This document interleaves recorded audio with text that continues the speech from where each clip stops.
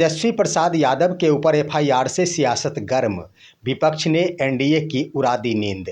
दोस्तों नमस्कार, मैं हूं आपका दोस्त एसके चौधरी। दोस्तों जब से ही बिहार में वोटर अधिकार यात्रा प्रारंभ की गई है, उस वक्त से ही एनडीए के तमाम बड़े बड़े नेता इस वोटर अधिकार यात्रा से खासम खास परेशान नजर आ रहे हैं, जिसको लेकर अब तो बिहार के नेता प्रतिपक्ष तेजस्वी प्रसाद यादव के ऊपर दो एफआईआर दर्ज करा दिया गया है। और साथ ही साथ एनडीए के बड़े नेताओं के द्वारा विपक्ष के बढ़ते इस सुर्खियों को दबाने के लिए एक से बढ़कर एक जहां उपाय किए जा रहे हैं, वर्तमान विपक्ष के भ्रष्टाचार का खुलासा किया जा रहा है, तो उधर विपक्ष की ओर से कुछ ऐसी चालें चल दी गई है जो हर मोड़ पर एनडीए के लिए मुश्किलें खड़ी कर दी है। दोस्तों आइए आज के इस वीडियो में सबसे अहम मुद्दा कि नेता प्रतिपक्ष तेजस्वी प्रसाद यादव के ऊपर किया गया एफआईआर अब तो बड़ा रूप धारण कर लिया है और तेजस्वी प्रसाद यादव ने इसका जमकर जवाब भी दिया है। विस्तार पूर्वक आज के वीडियो में हम चर्चा करेंगे, लेकिन इससे पहले अगर आपने अभी तक हमारे इस चैनल शौर्या हिंदी न्यूज़ को सब्सक्राइब नहीं किए हैं तो कृपया अभी सब्सक्राइब कर लेंगे। दोस्तों नेता प्रतिपक्ष तेजस्वी प्रसाद यादव अकेले ही वोट चोरी की मुद्दे को आम जनता से रूबरू नहीं कराते। जब राहुल गांधी के द्वारा वोटर अधिकार यात्रा का प्रारंभ किया गया, उस वक्त से ही उनके शुरू के साथ सुर में सुर मिलाकर तेजस्वी प्रसाद यादव तो उधर वीआईपी सुप्रीमो मुकेश सहनी तो उधर दीपांकर भट्टाचार्य के द्वारा वोट चोरी के इस अभियान को आम जनता से रूबरू कराया जा रहा था। इसी बीच एनडीए को लगा कि सबको तो छोड़ दिया जाए, लेकिन बिहार में महागठबंधन की ओर से सीएम फेस तेजस्वी प्रसाद यादव है। आखिर तेजस्वी प्रसाद यादव को ही क्यों न कसा जाए, क्यों न इस पर विराम लगाया जाए, जिसको लेकर आपने देखा होगा कि तेजस्वी प्रसाद यादव की ओर से जब अपने एक्स हैंडल के माध्यम से पोस्ट कर दिया गया कि एक बार फिर से बिहार में भारत के प्रधानमंत्री आ रहे हैं जुमलों के बाज़ार में जुमलों की दुकान खोलने, जिसको लेकर तेजस्वी प्रसाद यादव के ऊपर पहले तो यूपी में एक एफआईआर दर्ज कराया गया, उसके बाद महाराष्ट्र में एफआईआर दर्ज करा दिया गया। लेकिन एफआईआर अब तो एनडीए के लिए मुसीबतें खड़ी कर दी है। यहाँ पर नेता प्रतिपक्ष ने कुछ इस तरह से खुली चुनौती दे डाली है एनडीए सरकार को कि उनकी नींद ही उड़ा दी है। क्या कहते हैं तेजस्वी प्रसाद यादव, जरा देखिए। आपने तेजस्वी पर एफआईआर करवाया, किस बात पे एफआईआर हुआ? एक यूपी में एफआईआर हुआ, एक एफआईआर महाराष्ट्र में हुआ। जहां इनकी सरकार है वहां तेजस्वी पर एफआईआर किया इन लोगों ने। आप बताओ क्या कारण था? कारण यही था कि मोदी जी को तेजस्वी ने बोला कि ये जुमले की बाजार यानी जुमलों की बारिश करने बिहार आ रहे हैं। जुमले का दुकान बोल दिया, जो कि सच है कि नहीं है? ये बात तो अमित शाह जी ने ही जुमला निकाला था। उन्होंने ही बोला था कि मोदी जी तो इलेक्शन में जुमला बोलते ही हैं। लेकिन हम पे अगर एफआईआर हुआ है तो हम लोग डरने वाले नहीं। मोदी जी कान खुल के सुनिए, जुमले की दुकान नहीं, आप तो सुपरमार्केट है।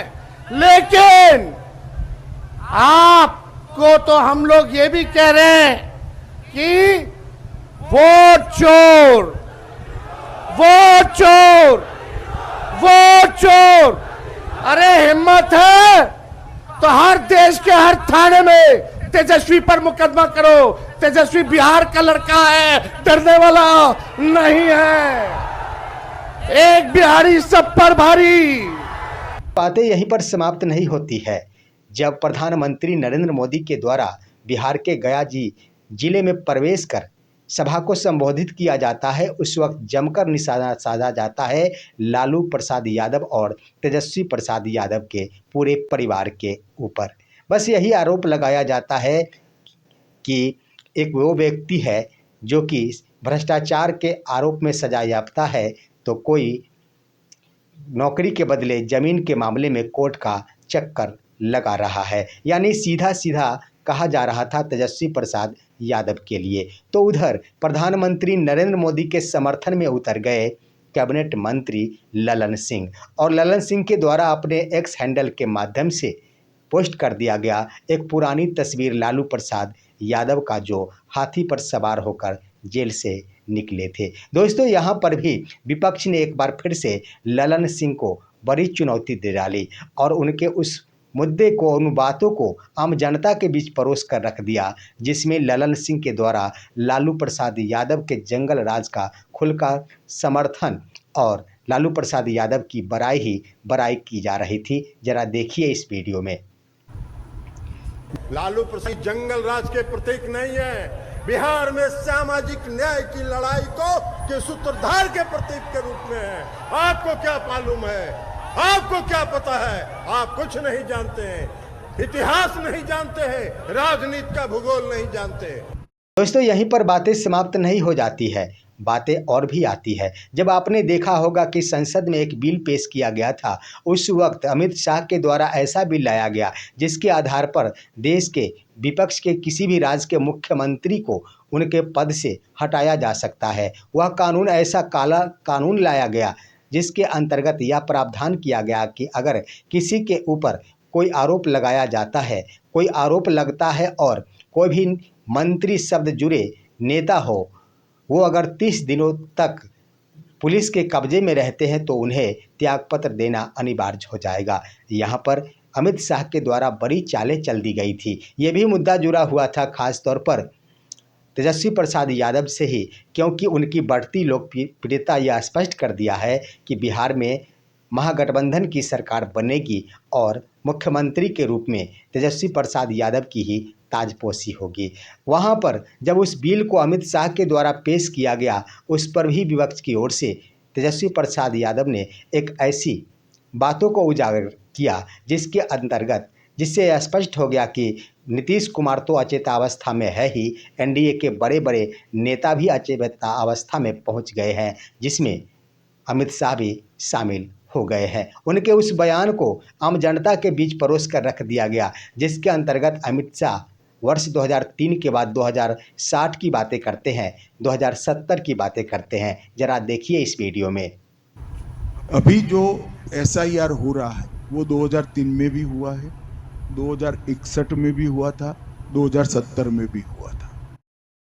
दोस्तों, बातें यहीं पर समाप्त नहीं हो जाती। हर संभव एनडीए की ओर से यह प्रयास किया जा रहा है कि वोटर अधिकार यात्रा के क्रम में वोट चोर के रूप में प्रधानमंत्री नरेंद्र मोदी का जमकर खुलासा किया जा रहा है, जिस पर विराम लगाने के लिए प्रधानमंत्री का आगमन हुआ बिहार में, और यहाँ पर उनके स्तर से यहाँ पर राहुल गांधी के साथ साथ बिहार विपक्ष को भी जमकर कोसा गया और निशाना साधा गया, जिस पर कड़ा जवाब देते हुए एक ऐसी रणनीति का निर्माण किया गया है बिहार विपक्ष की ओर से, राहुल गांधी की ओर से, जिससे नींद उड़ गई है एनडीए सरकार की। वो इस रूप में कि एक तरफ जहां एनडीए के बड़े बड़े नेता बिहार चुनाव को जीतने में लगे हुए हैं, तो राहुल गांधी के साथ साथ अन्य भी महागठबंधन और इंडिया गठबंधन में शामिल नेता भी बिहार को जीतने के भरसक प्रयास में है। और इसके अंतर्गत पहले से जहां माई समीकरण के आधार पर महागठबंधन को जाना जाता था, अब तो एक और समीकरण का निर्माण कर दिया गया है। जो होगा आपको मैं बता देना चाहूँगा कि वो ऐसा समीकरण होगा जिसमें महादलित यानी दलित भी होंगे, पिछड़ा भी होंगे और अल्पसंख्यक भी होंगे, जो पीडीएस समीकरण के नाम से जाना जाता है। एक नया समीकरण का स्थापना और यह प्रस्तुत किया जा सकेगा बिहार चुनाव से पहले बिहार में, जिसका नाम होगा पीडीएस समीकरण। पीडीए का मतलब ही होता है पिछड़ा, उसके बाद दलित और ए का मतलब होता है अल्पसंख्यक, जो कि यूपी में अखिलेश प्रसाद यादव के द्वारा अपनाया गया था लोकसभा चुनाव के दरमियान, और इसी समीकरण का प्रयोग करके भाजपा की नींद उड़ा दी गई थी अखिलेश यादव के द्वारा। लेकिन मैं बता दूं कि यह नया समीकरण यूं ही नहीं लागू होगा। यह वोटर अधिकार यात्रा को बिहार विपक्ष के साथ साथ राहुल गांधी की ओर से और भी बड़ा रूप प्रदान कर दिया गया है कि इसमें अब तो कांग्रेस के राष्ट्रीय महासचिव प्रियंका गांधी वाड्रा का भी आगमन होने वाला है। 26 और 27 अगस्त को प्रियंका गांधी भी वोटर अधिकार यात्रा में सम्मिलित होंगी। तो उधर समाजवादी के अखिलेश यादव भी 28 अगस्त को बिहार दौरे पर रहेंगे। उसके बाद दूसरी बार वो 1 सितंबर को बिहार दौरे पर रहेंगे, जिस दिन बिहार में महागठबंधन और इंडिया गठबंधन की ओर से पटना के गांधी मैदान में मेगा रैली का आयोजन किया गया है। इतना ही नहीं दोस्तों, इस वोटर अधिकार यात्रा में तो और भी बड़े बड़े नेता शामिल होने जा रहे हैं, जिसमें कर्नाटक के मुख्यमंत्री भी आएंगे। उसके बाद अन्य भी बड़े बड़े नेता, झारखंड के मुख्यमंत्री भी आने की संभावना जताई जा रही है, जिसके बारे में सूचना दी गई है कांग्रेस प्रवक्ता की ओर से।